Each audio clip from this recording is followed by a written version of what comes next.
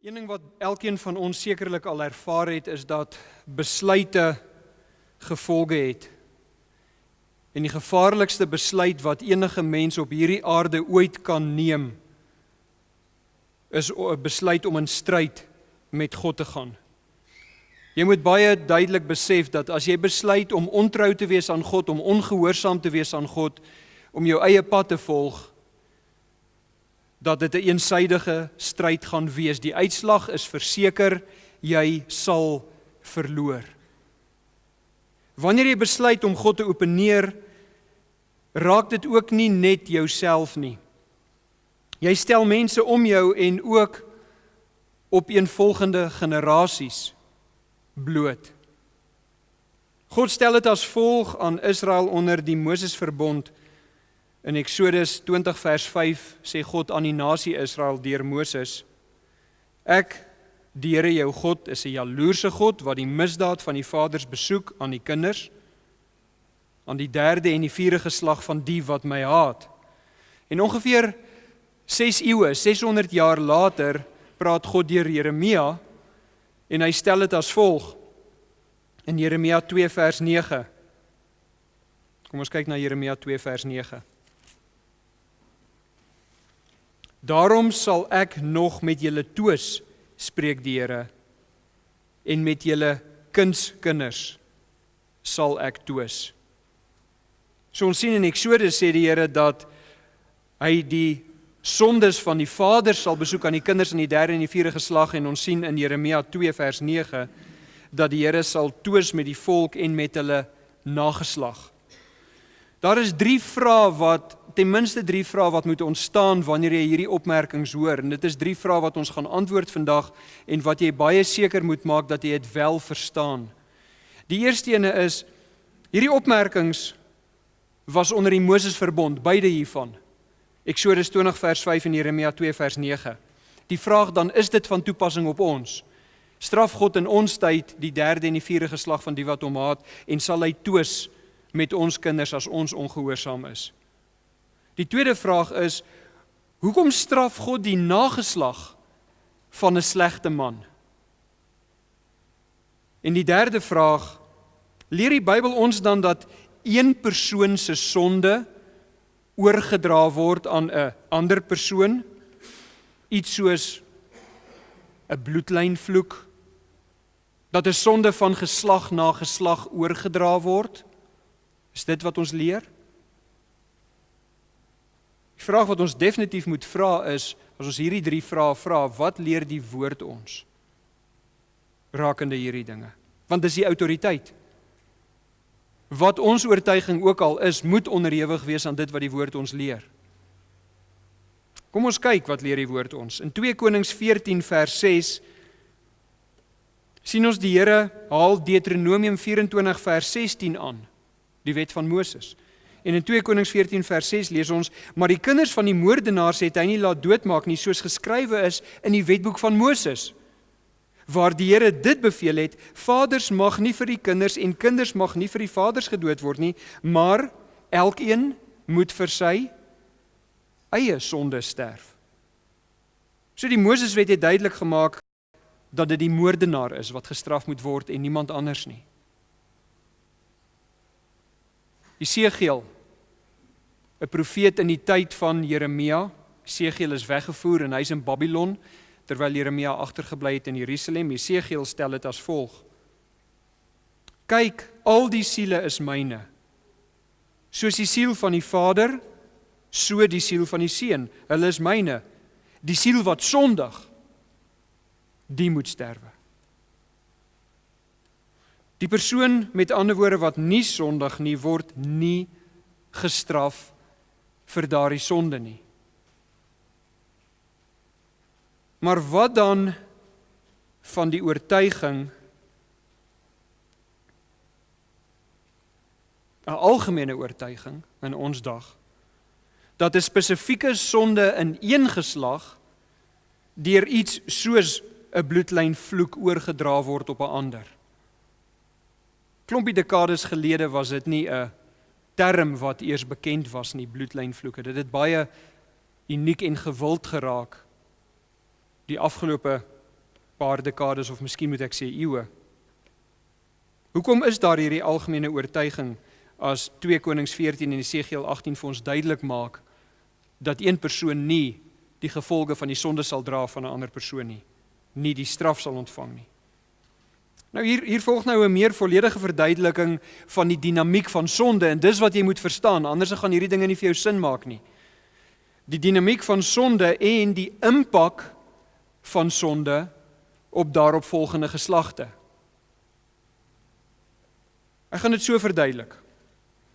Die pa van 'n gesin is 'n dronkaard. As gevolg daarvan dat hy 'n dronkaard is, mishandel hy sy vrou en sy kinders.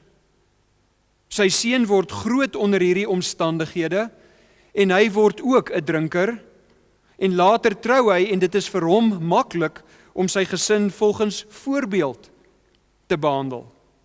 Op sy beurt weer volg sy seun hierdie voorbeeld en so word die voorbeeld oorgedra. Wat ons dan hier sien is die oordra van gewoontes en voorbeelde na die daaropvolgende geslag. Dit is glad nie moeilik vir enige een van ons om sonde aan te leer nie, is dit? Kyk maar net na jou kinders. Inteendeel, ons kan sondig sonder dat ons enige voorbeeld of aanmoediging het. Kyk maar net na jouself. Dit is nie moeilik om sonde aan te leer en te sondig nie. Jy het nie 'n voorbeeld nodig nie, maar as daar 'n voorbeeld is, soveel makliker, soveel meer. Dit is dus nie 'n bloedlynvloek nie. Dis voorbeeld en persoonlike begeerte.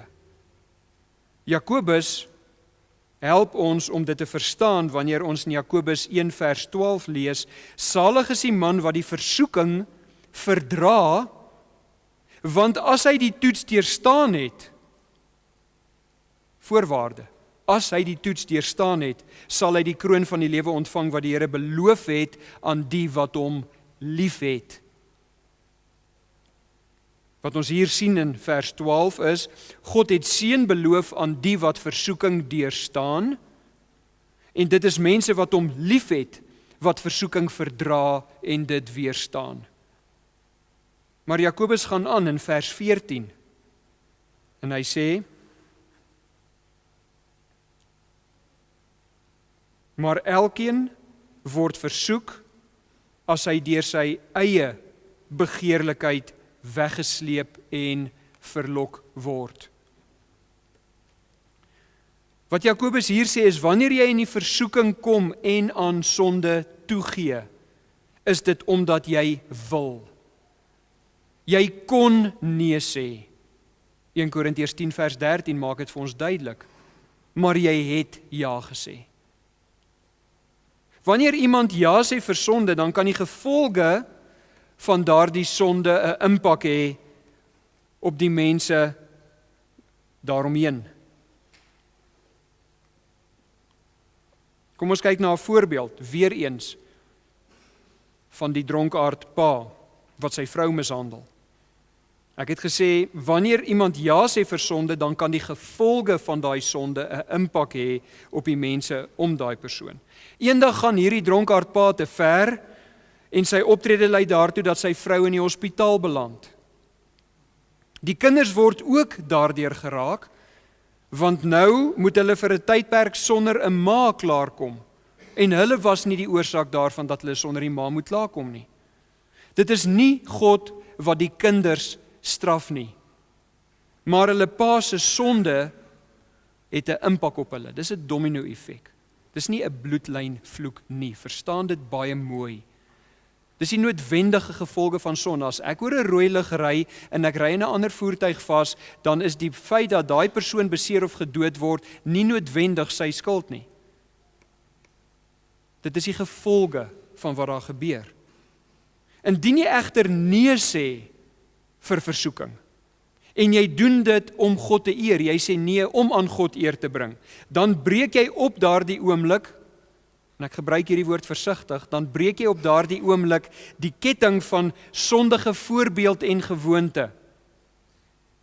Nou is jy die eerste een, as jy daardie voorbeeld van sondige gewoonte en van sondige gewoonte breek, nou is jy die eerste ene in 'n potensiële geslag wat die goeie voorbeeld navolg.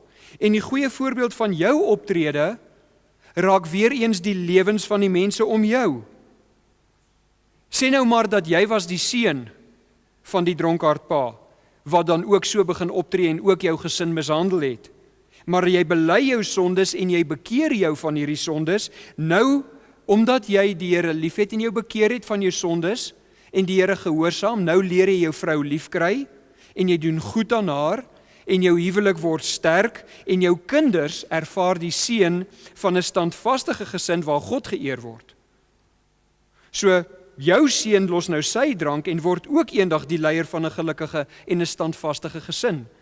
Waar die een die negatiewe voorbeeld was, is die ander die positiewe voorbeeld. Waar die een die sonde teen God is die ander een die gehoorsaamheid aan God.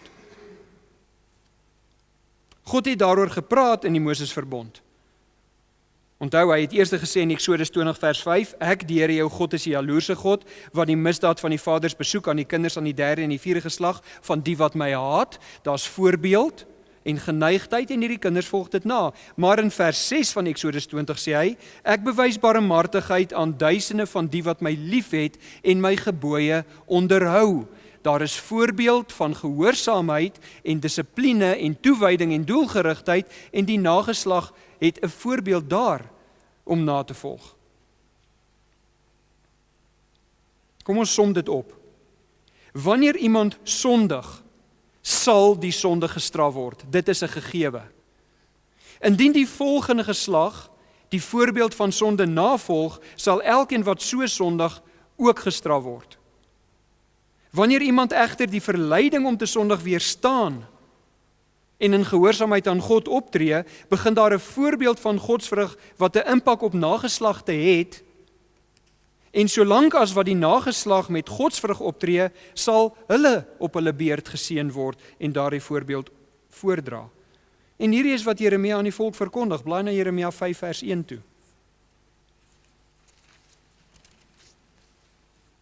Die punt is, die eerste persoon wat belydenis doen, begin 'n pad van seën. Jeremia 5 vers 1. Swerf rond in die strate van Jerusalem, sê God vir Jeremia. En kyk tog en verneem en soek op sy pleine of jy iemand vind, of daar een is wat reg doen, wat waarheid soek. En wat sê God? As jy in die Jerusalem se strate net een kry wat waarheid soek, kyk wat sê God, dan sal ek daaraan vergifnis skenk. Hier's 'n nasie in ontrouheid, 'n nasie in sonde, en God sê, gaan soek in die stad. Of jy enigiemand kry, waarskynlik gaan jy nie. Jeremia gee vir ons nie 'n aanduiding dat hy so iemand gevind het nie. Maar die Here sê vir hom, as jy ene kry, sal ek aan daai persoon vergifnis skenk. Maar wanneer iemand daardie ketting van gehoorsaamheid weerbreek en 'n sondige voorbeeld word, begin die sondige siklus weer. Julle sien die uitlopendheid hiervan, dit behoort nou baie duidelik te wees. Dus, ongeregtigheid kweek ongeregtigheid, maar die geneigtheid kan onmiddellik omgedraai word deur die eerste persoon wat tot inkeer kom en God beloof vergifnis vir belydenis vir daai eerste persoon wat tot inkeer kom. Die antwoord op die 3 vrae dan wat ons gestel het. Hier's die 3 antwoorde. Antwoord 1. Die konsep van bloedlynvloeke is onbybels en 'n menslike skepping wat gebaseer is daarop dat die sondaar nie verantwoordelik is vir die sonde wat hom verlei nie, maar wel iemand anders in sy voorgeslagte word die verantwoordelike persoon. Dis die konsep van bloedlynvloeke. Dit is hoekom dit 'n onbybelse verkondiging is. Vraag 2 se antwoord. God maak duidelik deur die Mosesverbond dat net die sondaar gestraf word. God straf nie die nageslag van die sondaar vir die sonde van die sondaar nie. Weereens, dit ondermyn die konsep van 'n bloedlynvloek. Die 3de antwoord. Alhoewel die Moseswet nie ons instruksies is nie, en ons het lankdurig en breedvoerig daarna gekyk in vorige preke, alhoewel die Moseswet nie ons instruksies is nie, maak Jakobus in die Nuwe Testament dit duidelik dat elkeen vir sy eie sonde verantwoordelik is en niemand anders nie. Jy sondig nie omdat iemand jou laat sondig nie, jy word nie kwaad omdat iemand anders jou kwaad gemaak het nie, jy sondig omdat jy wil sondig, omdat jy nie die krag van die Gees gebruik, 1 Korintiërs 10 vers 13 en nee sê nie, en jy word kwaad omdat jy wil kwaad word. Iemand het net jou die geleentheid gegee om uit te bring dit wat binne in jou is. En Jakobus sê vir ons duidelik, die woede van 'n mens bring nie die geregtigheid wat God verlang nie. 'n Historiese voorbeeld in die geskiedenis, met ander woorde, dat geregtigheid en ongeregtigheid se geneigthede 'n impak het op omstanders en nageslag, 'n impak het. Nie geneties of deur 'n vloek oorgedra word nie, maar 'n impak het.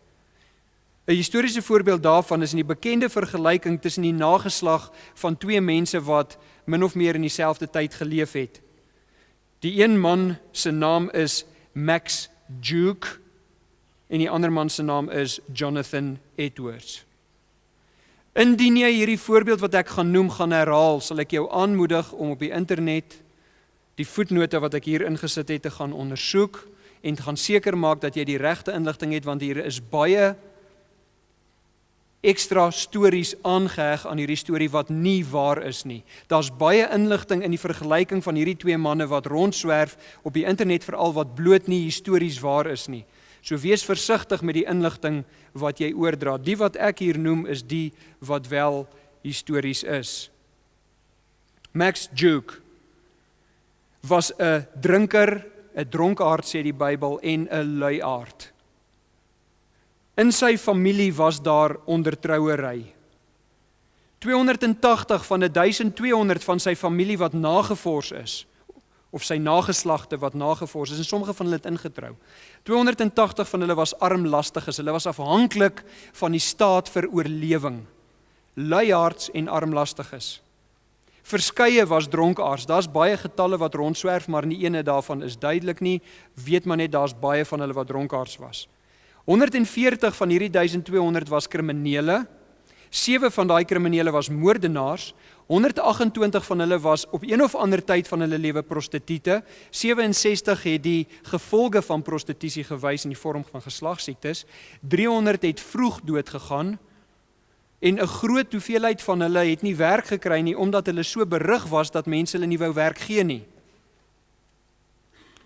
Dis hoe die nageslag van hierdie man, en hy was nie die stamvader nie, daar was ander Dukes voor hom gewees. Ek weet nie of die Nissan na hom vernoem is nie. Maar dit is die impak wat die sonde en die geneigthede en die voorbeeld van hierdie familie op nageslagte gehad het. Kom ons gaan kyk na Jonathan Edwards as 'n kontras.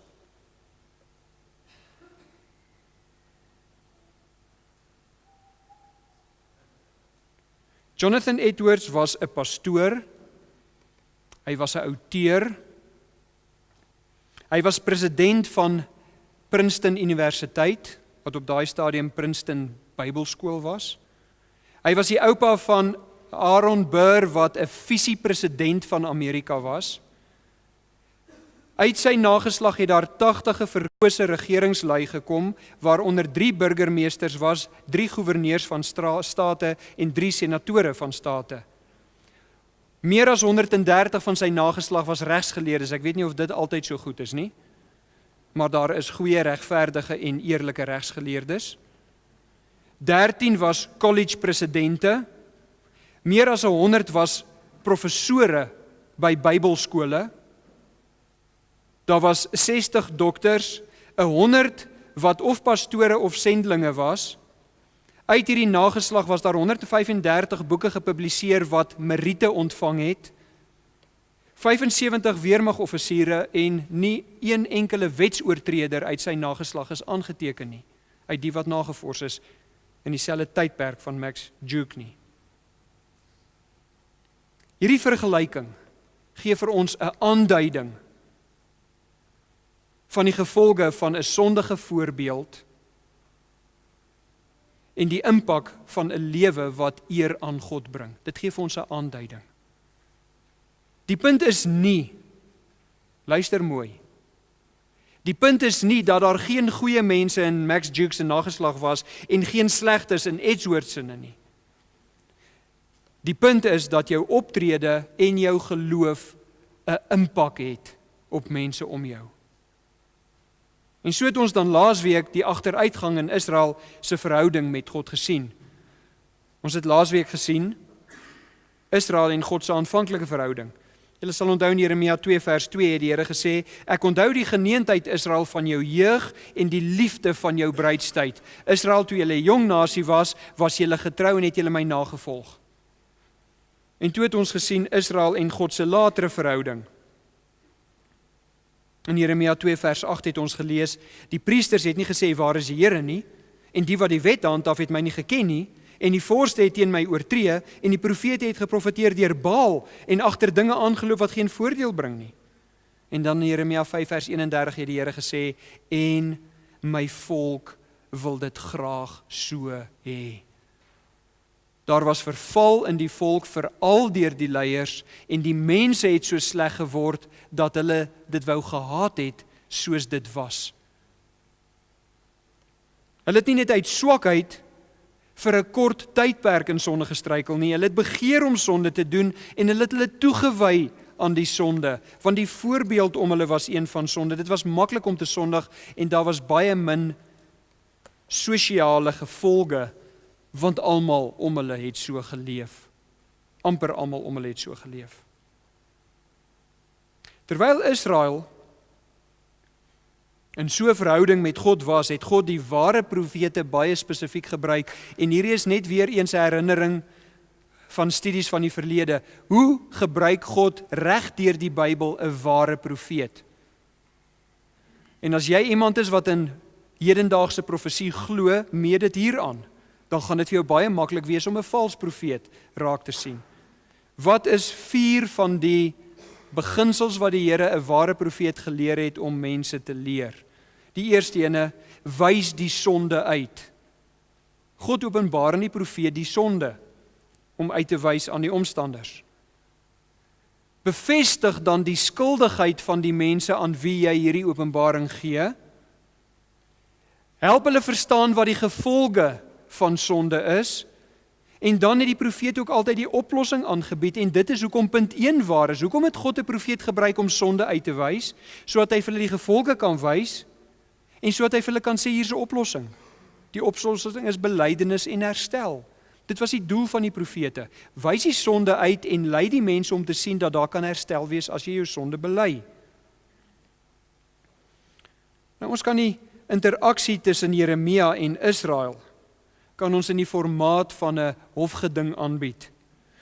Die aanklag en die ondersoek is grootendeels verby, maar hier is ons interaksie die hele tyd. Daar's aanklag, daar's 'n ondersoek, en nou volg die uitspraak en dan die vonnisoplegging of die oordeel.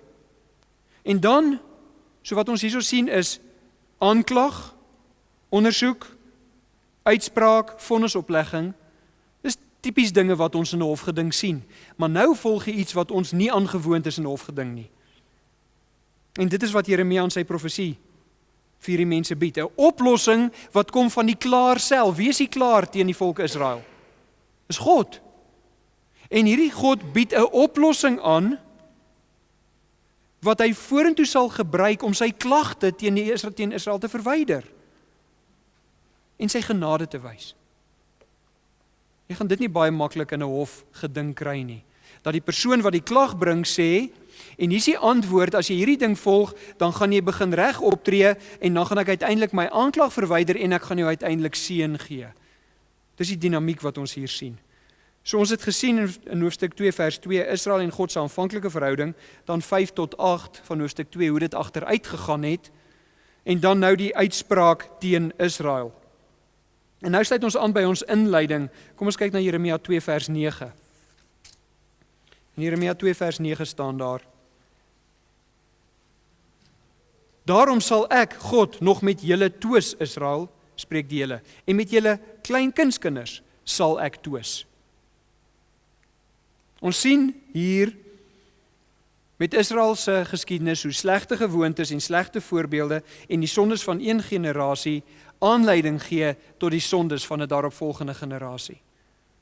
Nou wat is God se klag? Kyk vers 11 van Jeremia 2. Gaan kyk of 'n nasie sy gode verruil het, wat nie eers gode is nie. En kyk wat sê hier, maar my volk het sy heerlikheid, dit is God, verruil vir wat geen voordeel bring nie. En nou verduidelik God, wat bedoel hy as hy sê, my volk het sy heerlikheid verruil vir dit wat geen voordeel bring nie. Kyk vers 13. Want my volk het 2 verkeerde dinge gedoen. Nommer 1, hulle het my, die fontein van lewende water, verlaat, en nommer 2, hulle het vir hulle reënbakke uitgekap, gebarste reënbakke, wat geen water hou nie. Wat sê hy hierso? Dis wat God sê. Ek gaan 'n verduideliking gee wat ons waarskynlik sal kan verstaan.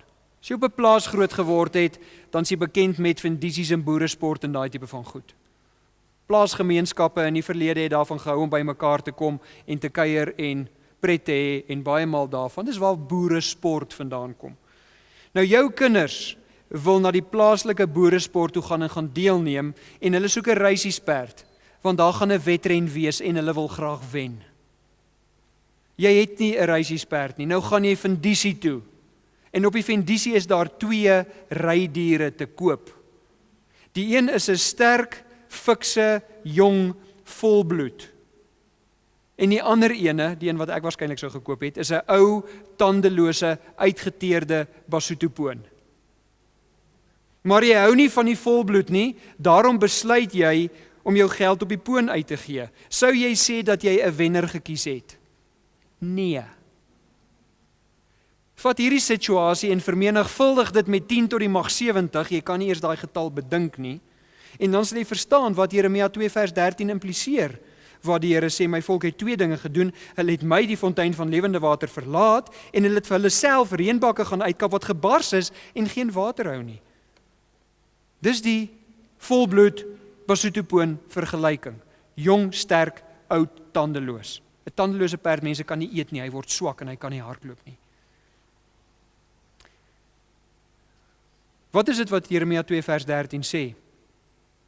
Vir enige iemand om te kan oorleef is water belangrik. Sou julle sê is die waarheid. Hoe lank kan 'n persoon sonder water oorleef? Wel, as jy in die warm dele van die wêreld bly, na 3 dae begin jou sisteme afsluit, jou niere pak op. As jy geen vog inkry vir min of meer so 'n tydperk nie. Dis 'n belangrike kommoditeit om te kan oorleef. God kom en hy vergelyk die verhouding met hom met iemand wat by 'n fontein bly. Hierdie persoon het toegang tot vars water, maar hy sê nie net water nie, hy sê hulle het my, die fontein van lewende water. Dus nie net iets wat lewe gee nie, maar ook iets wat geestelike redding bring. Dis lewende water in die Ou en Nuwe Testament. Geestelike redding. Maar wat het Israel gedoen? Hulle het doelbewus weggetrek van die fontein af. En toe het hulle gesê, wel, ons het 'n waterbron nodig, so kom ons gaan kap vir ons reënbakke uit klip uit. En toe kap hulle vir hulle reënbakke, maar daardie reënbakke het barste. So as jy water ingooi, dan lek die water uit en jy het uiteindelik nie iets om te drink nie. Dis die implikasie. Watter voordeel hou dit in wat Israel gedoen het? Ek gaan dit probeer duidelik maak. Absoluut niks. Geen. Habba. Zilch. Zero. Net 'n sekere dood. Israel het 'n besluit geneem om dit wat lewe gee te verlaat en dit wat definitief na dood sal lei aan te hang. Dit is dwaas. Jy sit hierso en jy dink, wat het aangegaan in hulle koppe? Nou maak God hierdie dodelike toestand duidelik waarin Israel self gedompel het. Kyk vers 22 van hoofstuk 2.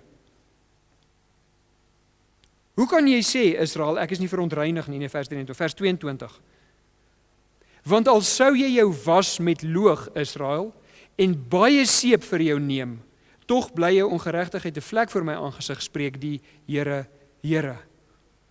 Wat hy sê in vers 22, daar is niks wat Israel kan doen om hulle skuld voor God te verwyder nie. Hulle is skuldig, hulle kan niks doen om dit te verwyder nie. Hulle kon die beste reinigingsmiddel van hulle tyd gebruik. Dit sou nie die vlek van skuld voor God verwyder nie. Al wat lewe kon verseker was, die fontein van lewende water. Dis al wat lewe kon verseker. En hulle het besluit om hierdie fontein te verlaat. Nou kom ons pas dit toe. Wanneer ons voor God gaan staan, is die uitspraak dieselfde. Skuldig. Ons lyk net soos Israel, bevlek. En selfs in ons moderne tyd waarin ons leef, is daar geen reinigingsmiddel nie, en verstaan onder reinigingsmiddel, geen, luister mooi, alternatiewe optrede wat jou reg voor God kan kry nie. Wat die skandvlek van sonde kan verwyder, of selfs daai skandvlek kan dof maak nie. Daar's geen alternatiewe optrede wat jy kan doen, wat jou minder skuldig voor God kan maak nie. Jy kan maar die volgende doen wat ons histories gedoen het. Jy kan maar doop, jy kan maar nagmaal hou, jy kan maar sonnaarskool toe gaan, jy kan maar voorgestel en aangeneem word. Jy kan maar kerk toe gaan, jy kan maar geestelike gesprekke hê, jy kan maar Bybel lees en bid. Indien jy nie in 'n verhouding met die geestelike fontein is nie, indien jy nie bly kamp langs die bron van geestelike lewende water nie, dan is jy skuldig.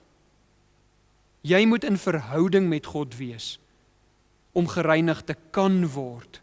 Geen optrede wat tradisionele optrede is, sal vir jou reiniging bring of jou minder skuldig voor God maak nie. En die volgende uitspraak maak Israel se skuld nog duideliker in vers 30 van Jeremia 2.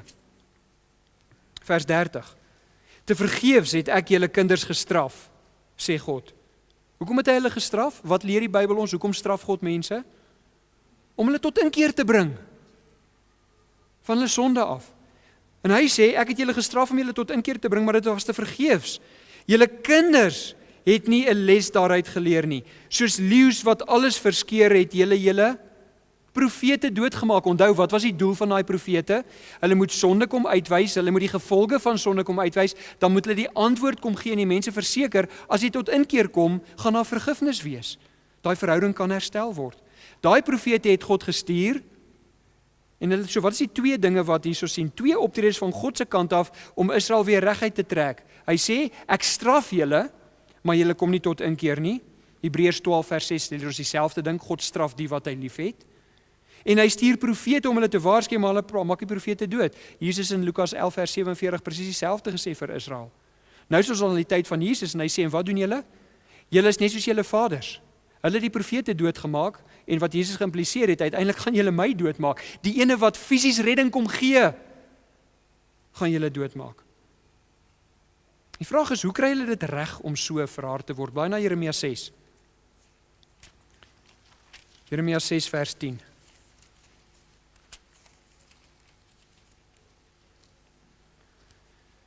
Hoe kry die nasie dit reg om so verhard te word dat hulle nie reageer op straf en nie reageer op profesie nie? Wie sal ek toespreek en waarsku dat hulle kan hoor, sê die Here? Kyk, hulle oor is onbesnede, sodat hulle nie kan luister nie. Kyk, die woord van die Here is vir hulle smaad, hulle het daar geen behae in nie. Wat ons hier sien is 'n geleidelike proses van agteruitgang. Hier is die toets vir ons. Wanneer God met jou praat, uit sy woord uit, dis hoe hy met ons praat. Hoe luister jy? Verander dit jou as jy God se woord bestudeer? Maar kom ons gaan een stapie voor dit.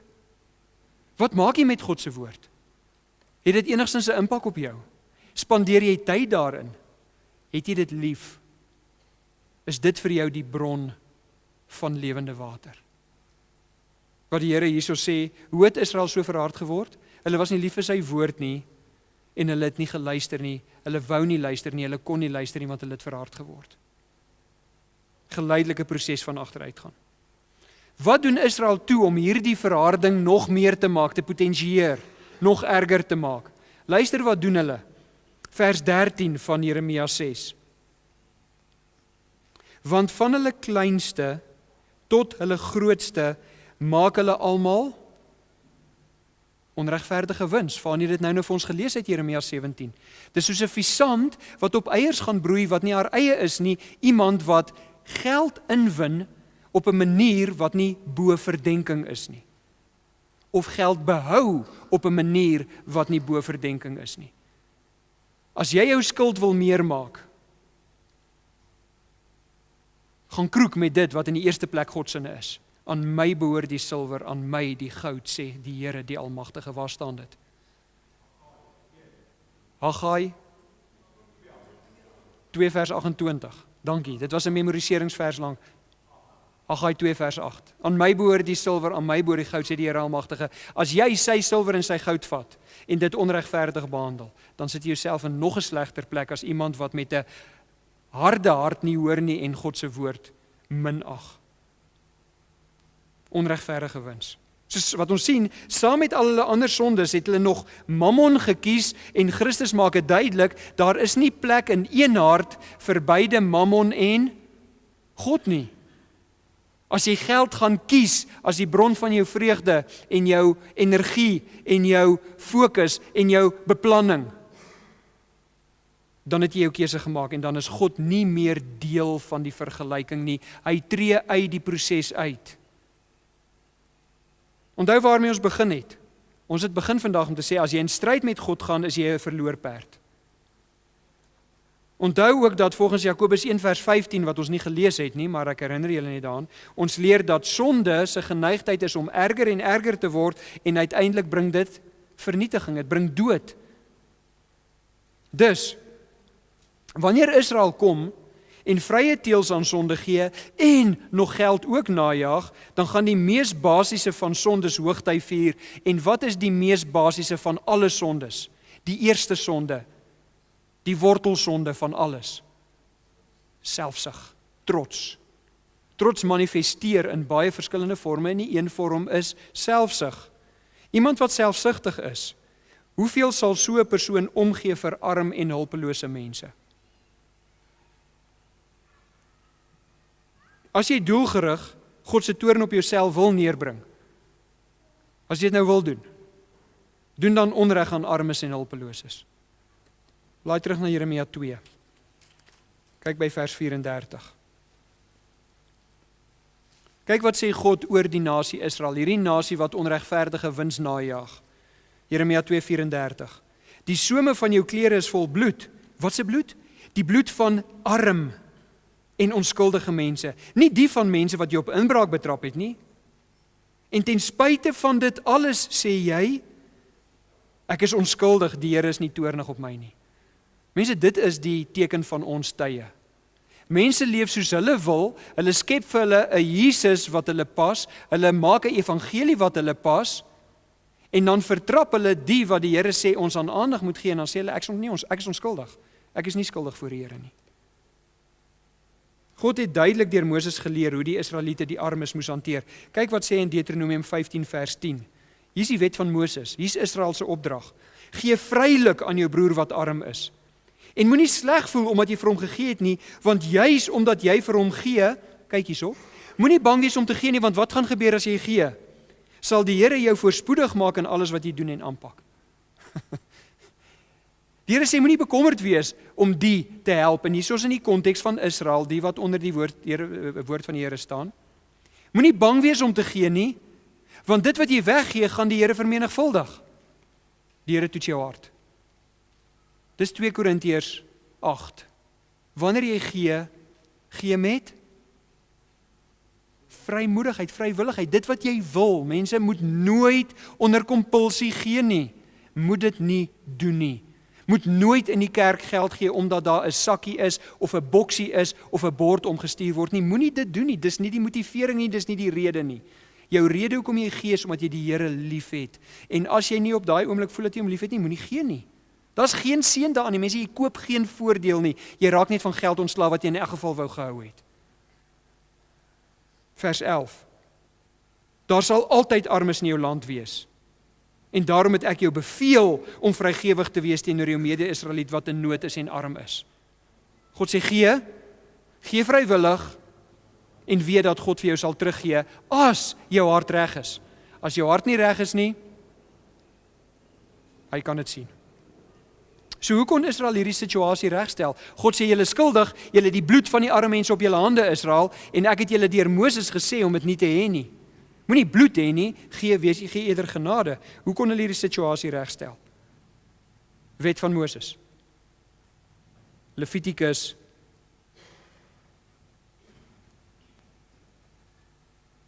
26 vers 40.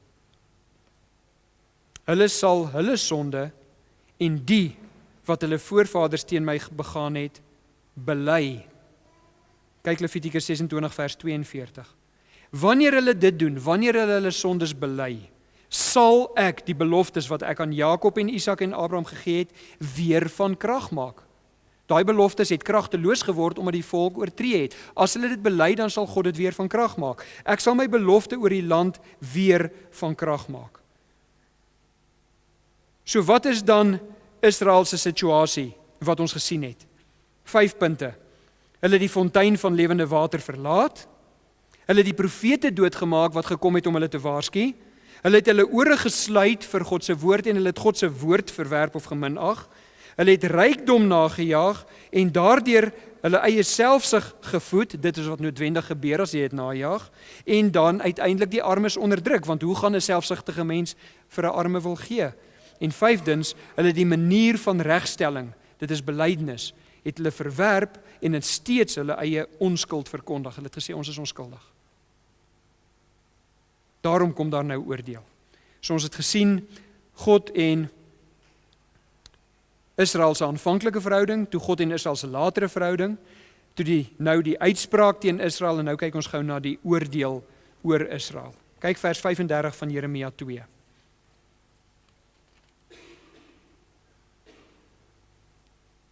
Nogtans het jy gesê, ek is tog onskuldig. Gewis het God se toorn hom van my afgewend, sê hulle. Maar God sê, kyk, ek sal met jou na die onreg gaan, omdat jy sê, ek het nie gesondig nie. Die 83 vertaling sê so, ek gaan jou straf, omdat jy gesê het, ek is onskuldig. Hoe lyk hierdie straf? Jeremia 3 vers 3, die Here gaan reën terughou, en Jeremia 4 vers 6, ek die Here, laat die onheil uit die noorde kom, 'n groot ramp, die leeu het opgestaan in sy lêplek, die vernietiger van die nasies is op pad. God sê, hier is hoe ek julle sonde gaan straf. Ek gaan droogte bring, en ek gaan 'n vyand teen julle bring. En daai vyand is 'n leeu, en hy vernietig. Hy kan nie gestop word nie. Hoe dramaties was God se oordeel? Blaai na Jeremia 4 toe, en kyk bietjie hoe dramaties is God se oordeel. Hoe dramaties gaan hierdie mense dit ervaar? Jeremia 4 vers 23. Jeremia sê, ek het na die aarde gekyk en dit was woes en leeg. Waar het jy daai woorde voorheen gehoor? Skepping. Voor die skepping was dit woes en leeg. Nou sê Jeremia, God laat die leeu kom uit die noorde, daardie leeu wat nasies vernietig, en hoe gaan Israel lyk en hoe gaan hierdie mense dit ervaar wanneer hy hulle klaar gestraf het? Woes en leeg. En ek kyk na die hemel en sy lig was nie daar nie. Jeremia beskryf God se straf met die impak van ontskepping. En nou kom God se karakter deur en hier is die goeie nuus. Ten spyte van so 'n nasie, sal God sy belofte wat hy doelbewus aan die vaders van hierdie nasie gemaak het, onthou. En wat was God se belofte? Ek gaan hulle seën. Ek gaan vir hulle 'n land gee. Ek gaan hulle 'n nasie maak. En ek gaan 'n redder uit daai nasie uitbring. En God sê, as hierdie nasie tot inkeer kom, gaan ek daai belofte hou. Gaan die nasie tot inkeer kom? Nee. So wat moet God doen? Hy moet hulle hart verander. Wat is van die volgende Jeremia 17:9 gelees? Hoe is die hart van die mens wat ongered is? Bedrieglik, bo alle dinge. Dis hoe ongereddene lyk mense. Dis iemand wat met gemak in 'n gemeente kom sit en luister en sê, ek is daar nie skuldig aan nie, ek het geen instruksie nie, ek hoef nie te verander nie, ek's okay. My lewe getuig nie van heiligmaking nie, maar ek is heilig. Dis hoe 'n hart lyk wat bedrieglik is bo alle dinge. God sê, geen mens op hierdie aarde sal verander, tensy ek, God, daardie hart verander nie. Dit uithaal, Jeremia 31, die hart van klip uithaal en vervang met 'n hart van vlees. So kyk hoe is die nasie, hulle verlaat God, hulle maak die profete dood, hulle jaag geld na, hulle onderdruk die armes, hulle doen al hierdie dinge wat verkeerd is, hulle verklaar hulle self as onskuldig, en kyk wat doen God, God se genade vir Israel. Jeremia 4, vers 27.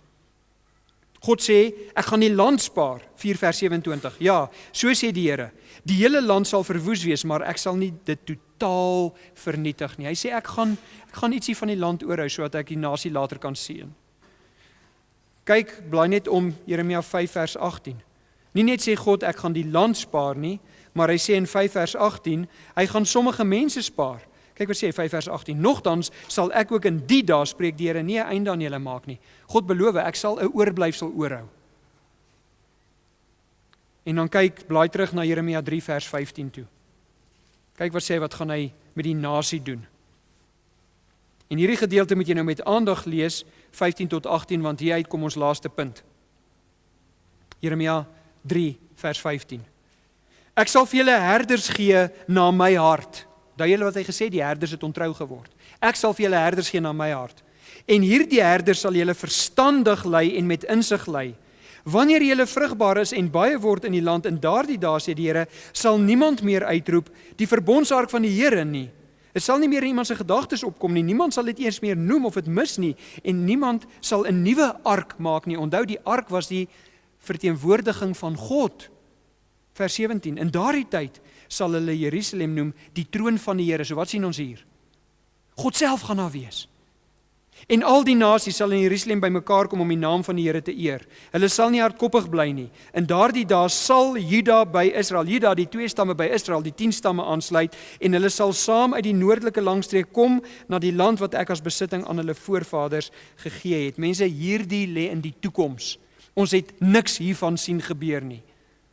Hierdie is 'n profesie wat God in die tyd van Jeremia, voordat hy Babylon bring om hierdie nasie te vernietig, gee hy 'n profesie en hy sê, daar kom 'n tyd wat ek hierdie nasie sal herders gee wat hulle reg gaan lei, en ek gaan hulle harte sag maak, Jeremia 31, verbeel my vers 31, en hulle 'n sagte hart gee, en hulle sal nie meer die verbondsark soek nie, want hulle sal my sien, en ek sal daar wees, en al die nasies. Kom ons kyk, wat sê die Here, wat gaan hy in Israel, die nasie, in die toekoms herstel? Ons praat nie hier van die kerk nie, ons praat van die nasie Israel. Wat gaan hy doen?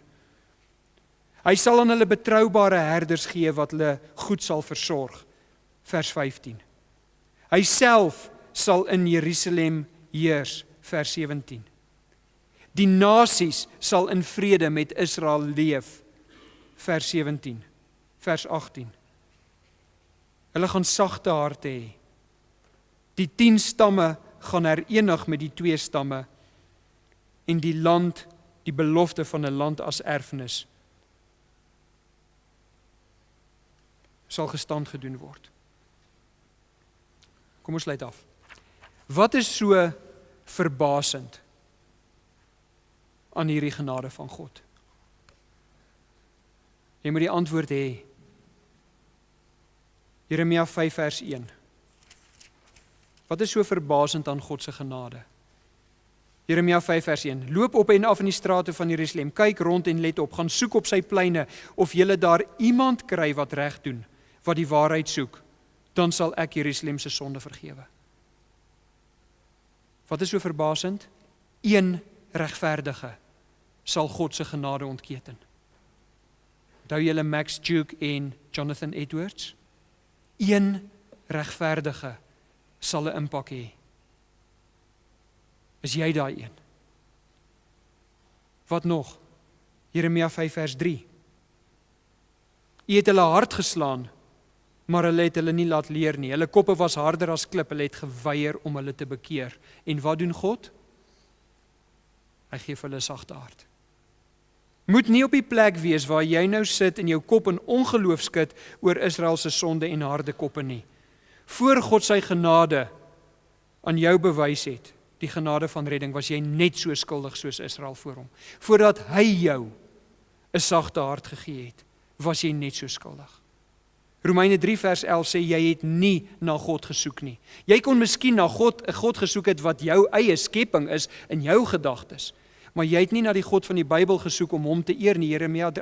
Romeine 3 vers 11 maak dit duidelik. Jy het nie God se standaard nagejaag om eer aan hom te bring nie.